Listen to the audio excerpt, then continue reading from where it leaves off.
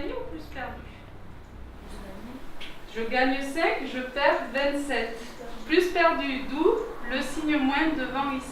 Au Centre spécialisé d'enseignement secondaire Jean Lagarde, nous avons mis en place un logiciel spécialisé qui permet à des enfants en situation de handicap moteur d'écrire des mathématiques.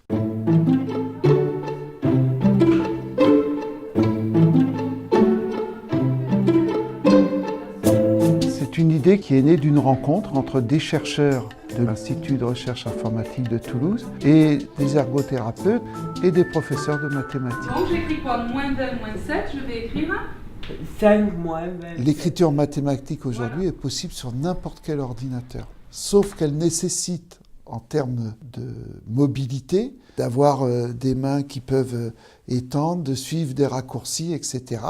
Et donc, du coup, c'est une réelle difficulté pour ces jeunes-là. L'idée est partie de là. On s'est dit, mais pourquoi il n'existe pas un outil qui réunit tout, dans lequel on aurait tous les symboles au même endroit et voilà, qui viendrait utiliser pour écrire en mathématiques. On a gagné 2 à 3 fois plus de temps avec Enzimaté dans tous les cas.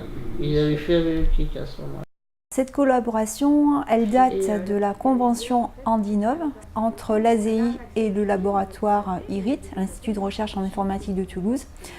L'objectif de cette convention, c'est de faire de l'innovation sur les aides de compensation pour les élèves en situation de handicap. C'est une innovation dans le sens où on va pouvoir saisir les formules mathématiques en essayant de se rapprocher le plus possible de l'écriture manuscrite. Égal 0.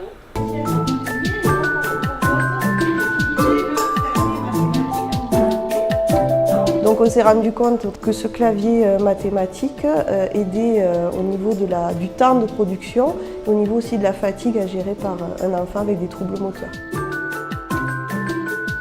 En fait, les bénéfices qu'ils ont, c'est qu'ils peuvent être autonomes et ils ne dépendent plus de la tierce personne comme avant. Ils vont pouvoir écrire seuls leurs leçons, leurs devoirs en maths, que ce soit à la maison ou en contrôle.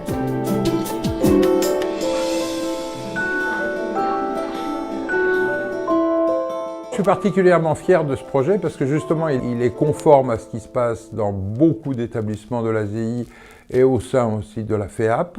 C'est cette capacité que nous avons d'écouter, d'entendre et de mettre en œuvre des projets qui sont au service des personnes qu'on accompagne.